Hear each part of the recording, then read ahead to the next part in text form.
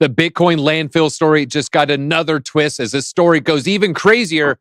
$200 million stuck at the dump. What would you do if it was your hard drive? This is Around the Blockchain.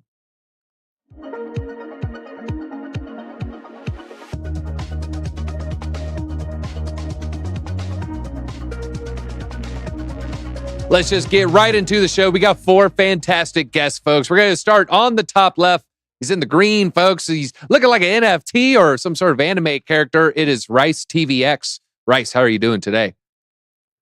I am doing great, man. Thanks for having me back on the show. I greatly appreciate, and shout out to Gareth Soloway. I'm just paying a little homage. I love it. I love it. You look like a mixture between a cypherpunk and Gareth Soloway. Perfect stuff there. Also on today, we have Marta hailing all the way from Ireland. Marta, how are you doing today? Great, though, guys. I'm melting. Top tropical weather here in Ireland. Loving the heat, though. Those Europeans and their lack of love of AC. Why can't you be like those Americans and just make it freezing everywhere? Also on today, we have Corey Costa. Corey, how are you doing today? I'm doing very well. I'm no longer on the show in a lawn chair anymore. I got a brand new chair, not a broken lawn chair anymore. Is that a new mic? Oh, it was just the blue light threw me off there. It changes colors.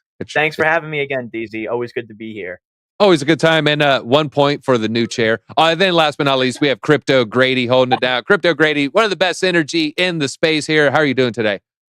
Dude, I just got me just now hooked up a new mic. I hope it's working. Baby, how am I doing? I'll tell you what, DZ, I have been a mess. I'm so pumped. So pumped. Next crypto gem just came out and it's awesome and I love it. And DeFi Kingdoms, my guys, DeFi Kingdoms made it on there. I have been like throwing parties, having ulcers, freaking out, excited. I love you, man. All right. You're really a crypto if you don't get ulcers. All right, well, let's get right into the first story, folks. The Bitcoin landfill. This is a UK citizen. I saw someone in the chat talking about it. It's a software engineer from Wales. He lost $8,000 worth of Bitcoin. Wait, no. 8,000 Bitcoin, folks. Current price, a little over $200 million. You're wondering when he lost it. He lost it 10 years ago. Bitcoin, a little bit cheaper in 2013. Well, now he's trying to bankrupt the local council because that local council is preventing him from searching for it. According to the recent report, he wants to sue them for $557 million. Where does he get the total 557? At the peak of the bull run, November 21, that was the price of his Bitcoin. That's what it was worth, 557. In an open letter to the council, he demanded that they let him begin his landfill excavation work starting on the 18th. But a spokesperson for the town council, they got a response. The council has told him multiple times that excavation is not possible under our environmental permit, and that work of that nature would have a huge negative environmental impact on the surrounding area. So they're trying to stop him. He's saying, you can't stop me. Now he's suing him for $550 million, $500 million there, folks. All right, now, Rice, this is worth over $200 million. I think you agree with me, on a long enough time scale, Bitcoin is just going to continue to appreciate. There will be a day where probably is going to hit $1 million per Bitcoin. This guy has 8,000 of these. We're going to be looking at, very, very expensive hard disk or hard drive in that landfill. As we reach these astronomical levels, do you think that hard drive is lost forever? Or will there be some point, maybe 20 years from now, 10 years from now, they put in the effort just because the value is so high? Well, I mean, it's a great question. It's very possible someone that works at the landfill could have already attempted to find it themselves. And there could have been other people as well. I mean, when you think about that, it's a honeypot, and nobody. Yeah, really that's actual picture. Sorry to cut you off. That's the actual picture of the. That could be the guy that stole it. I think we have a landfill employee right there. And I'm Welsh, man. That's my blood. And this guy, like the story, it's kind of bad that we had to even mention that he's from Wales. I wish that wouldn't have been mentioned. The thing that kind of correlated to me was the story from yesterday about the whale who got hacked, who I said was butthurt. This is the same situation. I mean, this guy is just butthurt. When it comes down to it, when you throw something away, because he didn't lose this, and there's if you look up how the law works when it comes to this, and this is just a basic common law that's pretty much uniform in most nations, unless they're like under Sharia law or some sort of dictatorship. But basically, it depends on whether the trash or the said item was abandoned, mislaid, or lost. And if it was abandoned, it means that it was deliberately placed somewhere, and the owner intended to relinquish possession of it. And most garbage falls under this definition because it's deliberately thrown away. So the guy made a mistake. Now, how many people out there have made a mistake? How many people have you met, DZ, who have told you they owned Bitcoin and lost the Bitcoin? I've met a lot. Yep. So what makes this one particular guy so special that he thinks that he can go above and beyond the law when he just needs to own up to the fact that he messed up? And that's what this comes down to. And I understand when it comes to environmental stuff, if the guy really wanted it, he'd find a way to sneak into that place and he would be looking. So if it was me and I wanted it, I'd be in there looking with or without permission from any municipality. Yeah, someone in the chat, they already got their shovel ready to go. They're going to be there. All right, Marta. Let's do it. Well, he wants to stop the Marta's town. Closer than us. She's very close. She's very close. Same jurisdiction in some levels. Well, Marta, this Welsh town council, they want to keep adding garbage to the landfill. Hey, that's kind of what landfills do. Well, Hal, he wants to stop them from adding additional garbage in the surrounding area. Should they cordon off the area it's located just for future excavation digs? I mean, how does he, first of all, know it's actually in that spot? And second, I totally agree with what Rice just said. It's lost.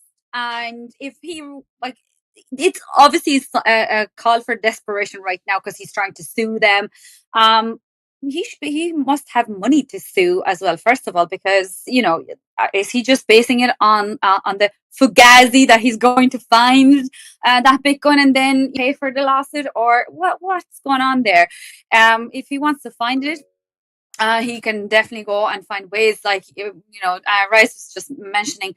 But why should he be above the law as well here? It was his total overlook here, and nothing can be done, at least in an official way, until they agree.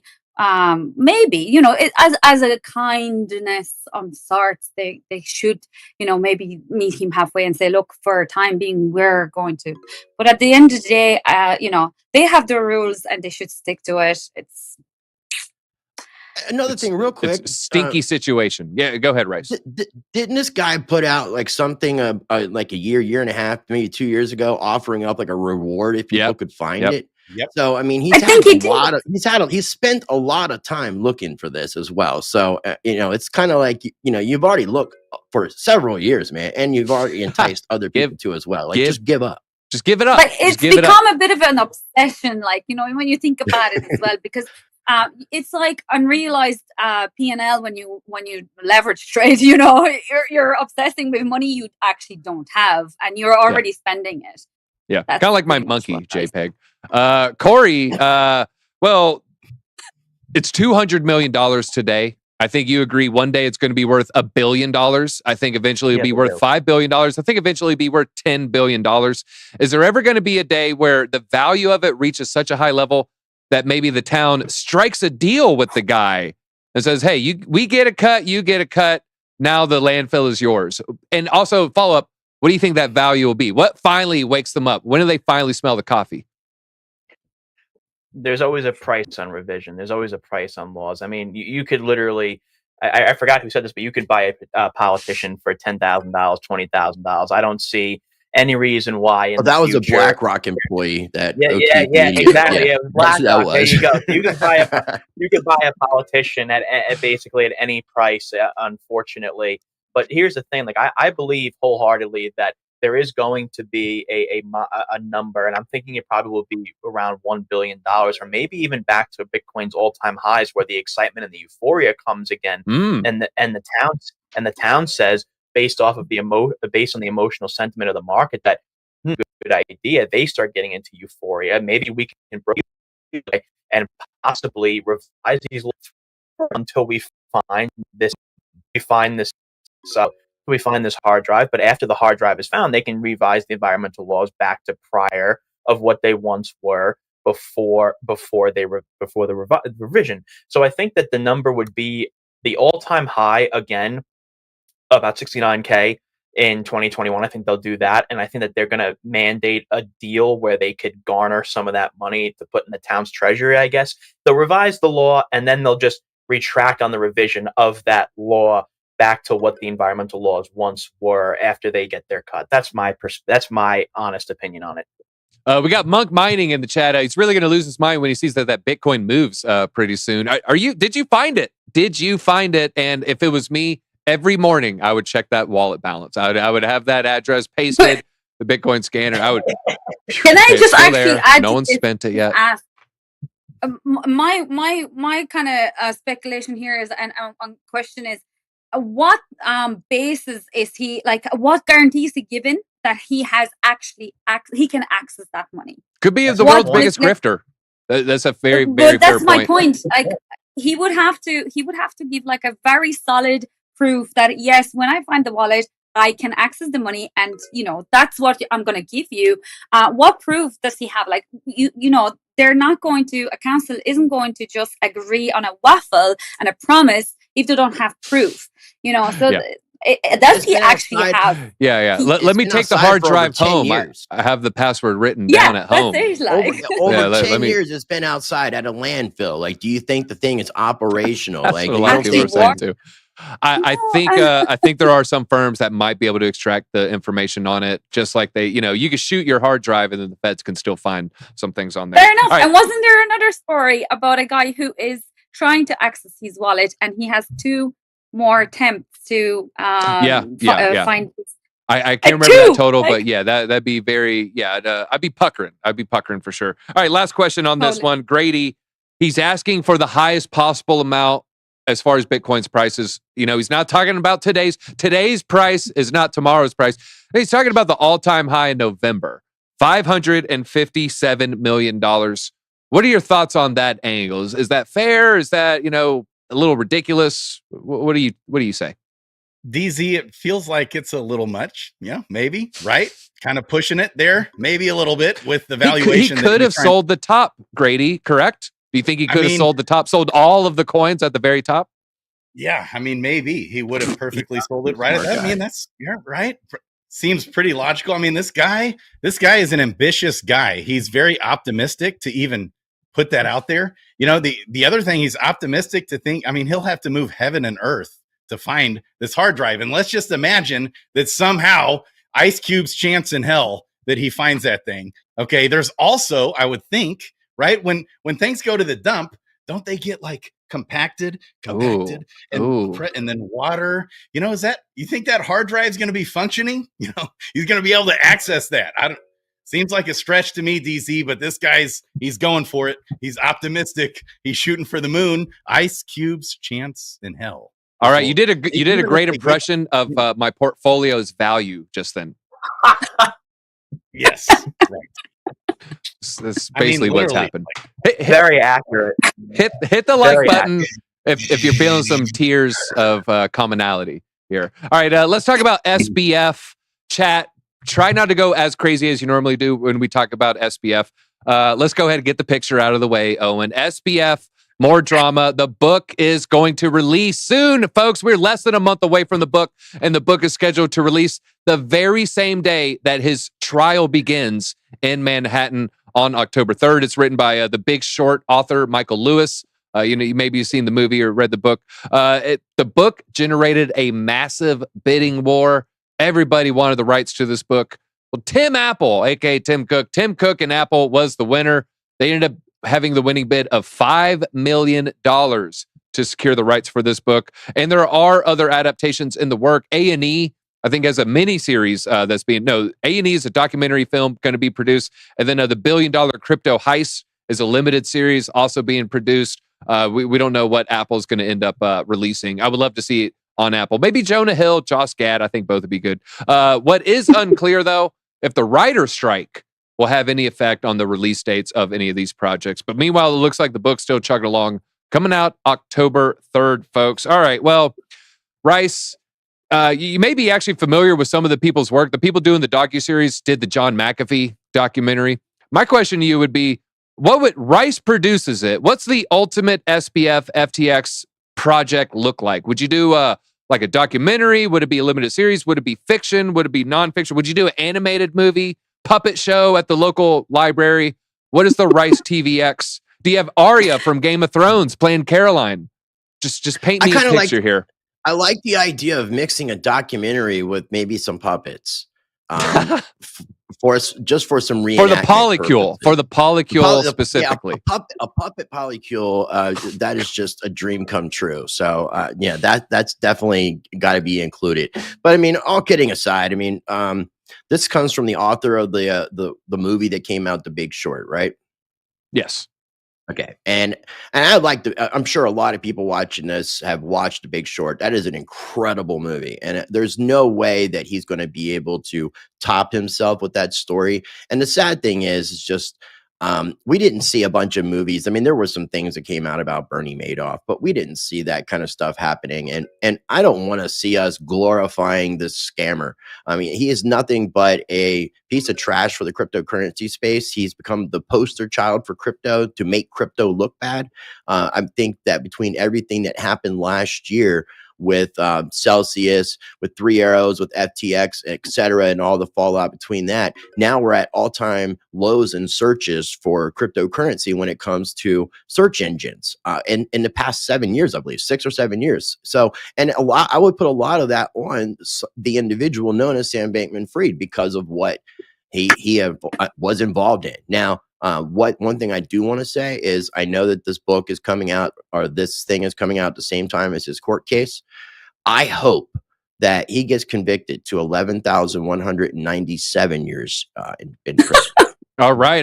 Hey, leading up to our third story there, Rice. Nice segue. All right, Marta, the question is, all right, you know, we've been hearing a lot about it. We're about to have the book. We're about to have the trial. It's probably going to be televised as much as, maybe not as much as Amber Heard and Johnny Depp, but maybe up there with OJ. What is your view on this? Are you going to be reading this book, watching the trial, or do you just want to put this whole debacle in the rear view? Before I answer this, can we ask people watching us to do the same thing we did the last time? Because I was here and we spoke about, you asked them to give the prison nickname name for Sam. The nickname? Yes. Okay, well, Hand Please. Puppet's a good nickname. I don't know if that's where they were going with that. It might be someone's hand. He's going to be a some type of puppet. Guess a good book title for this. Well, there was a prison joke on the morning show earlier that relates right back to this, and DZ knows exactly what I'm talking about. Yes. Can't be repeated. All right, but Marta, I mean, are we putting this behind us, or are we still going to be following this? I think, first of all, I do want to mention, guys, there is already a brilliant documentary, 1 hour long on YouTube by James Janney. It's called The Fake Genius, 30 Billion Fraud. Watch it. And I think it is a story worth telling. I think there's a lot there. And I feel nearly trying to sell it as a fiction, people would not believe that it is true. There's just so much. I want to say, let's not put it behind, because there's a story there and there's a lesson there to be learned. And I think it actually should be highlighted a lot more than it is right now, with facts. All right. Well, Corey, this story is going to be, highlighting what the crypto sector is all about. So, Corey, my question to you is, if this releases, if some of these films, docuseries, limited series, whatever they have going on, if they release right when we're leading up to the bull run or even at the bull run, will these movies hurt crypto adoption? No, I actually think it'll do the exact opposite. And the reason why I think it'll do the exact opposite is because it'll educate people on the do's and don'ts in cryptocurrency and what exactly is what are the calling cards of a scam?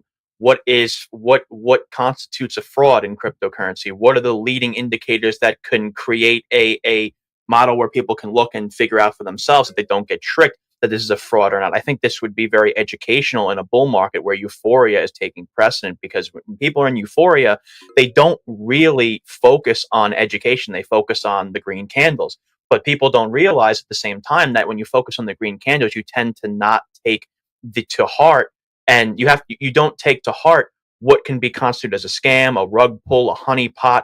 And also all press, even if it's bad press, still brings eyes to this space when it needs mass adoption. And this is part of our story. This is the story on this heist in block history. I look at this coming up to the bull run. I don't think it'll hurt crypto adoption at all. I think it'll actually give people the opportunity to understand the past in blockchain technology and cryptocurrency, what it means to trust a centralized exchange, what it means to trust CeFi, and what it also means to trust oneself with custodial entities within the blockchain sphere, especially during a time where this market is still in the process of maturation. So no, I actually don't think it'll be a net negative. I think it'll actually be a positive for education. All right, we got a nickname from Jay, Bottoms Up. That could be a name. All right, we're going to do, Corey, I totally agree with you. Now that you're kind of spelling it out, I think I'm leaning your way. I'm going to do my impression of Dale. This is from Scott Adams. Here's the retail trader coming in 2 years. I just watched the SPF thing. Can't imagine all those idiots lost all their money. I'm smarter than that. I'll never lose my money. Now let me sign this MetaMask transaction. All right. So that's how that's going to play out. All right. Good now, Cryptogrady. Final question here for this topic here. What is going to make the more exciting movie? I see two scenarios. We focus on the fraud or we focus on the relationship with Caroline Ellison. Which movie would you rather watch? Well, first of all, shout out to Rice. Yesterday, I'm watching the stream, baby, and I see Doug Hype in the house yesterday and Lifer, and I'm like, who's this guy Rice? So I check it, went down right there in the description, went and subscribed to his channel. First thing I see, you just teed it right up for him, DZ. He just interviewed John McAfee's widowed wife. And he's interviewed John McAfee right there on his channel. It's like, this guy's an OG.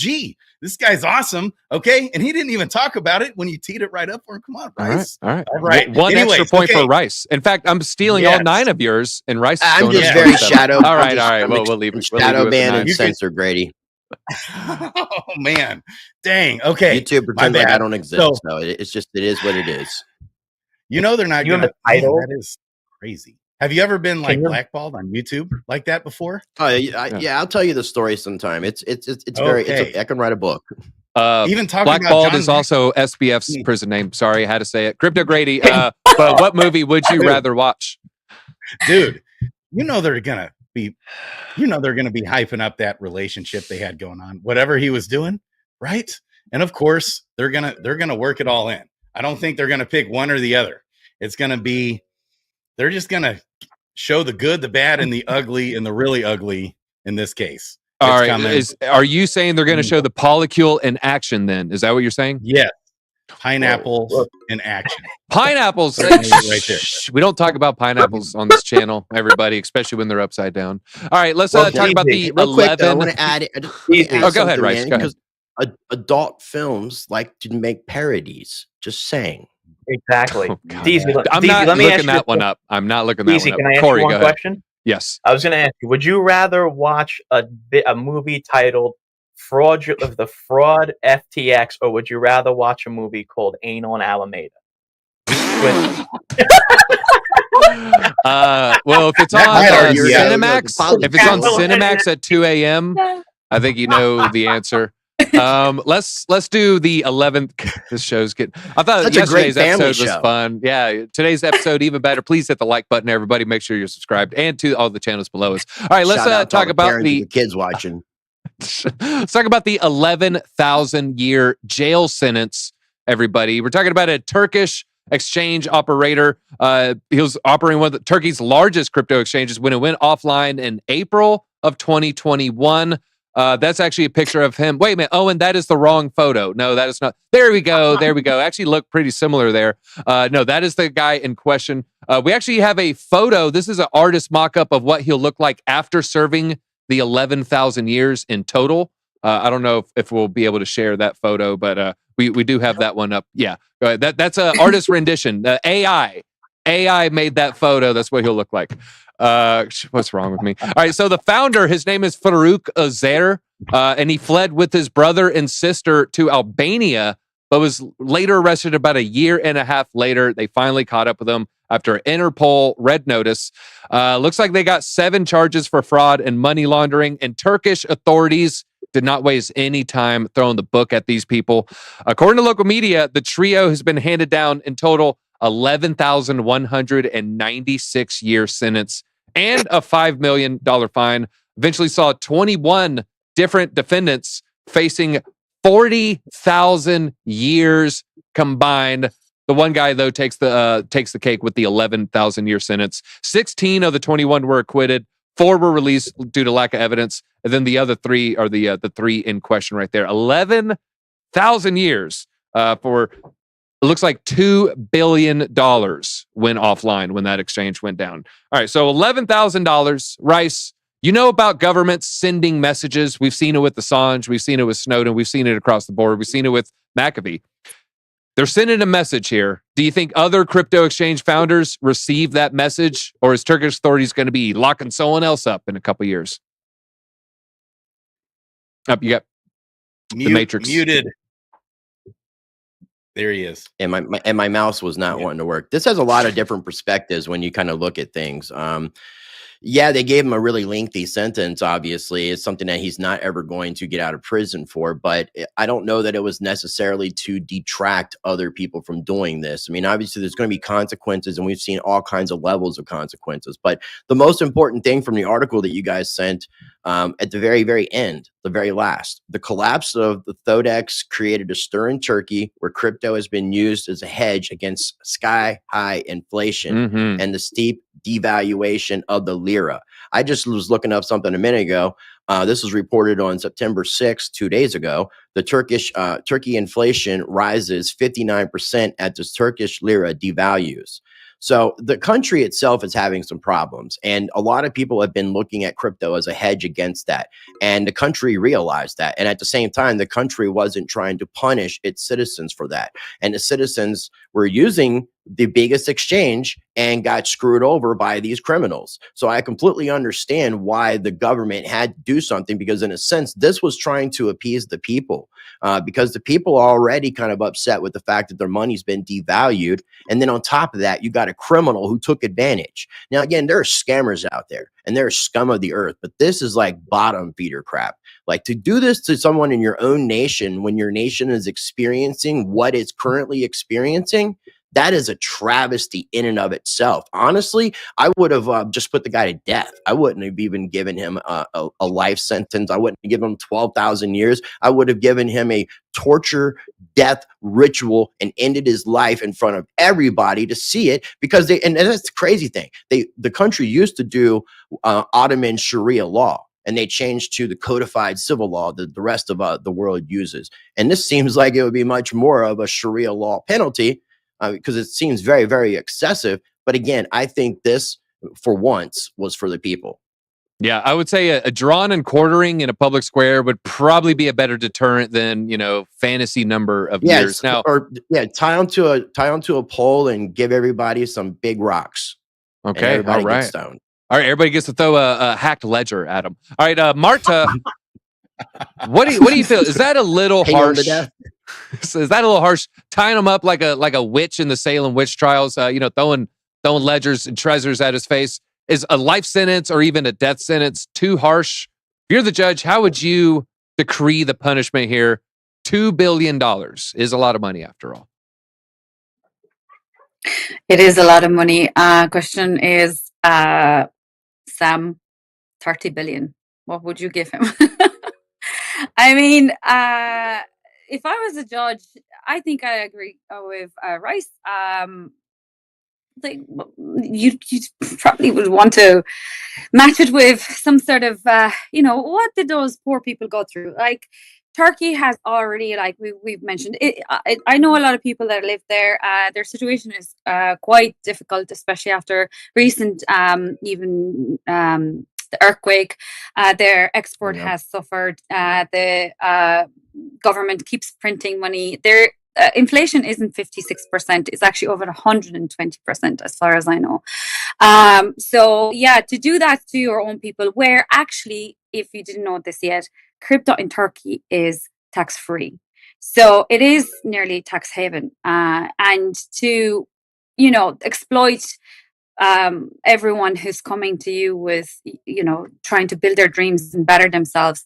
I think this guy, I mean, this is obviously how Turkish law works. They must have followed some rules, but with whatever 1,000 years, put a little bit more into that punishment in terms of, put him in the very, very harsh jail where he can. Yep, put him on SBS floor, sorry. And then maybe he'll get his own nickname. Yeah, Andrew Borrell here in the UK, 40-hour community service max. All right, Corey. We brought up some interesting figures. Stated inflation 59%, actual inflation could be over 100% here.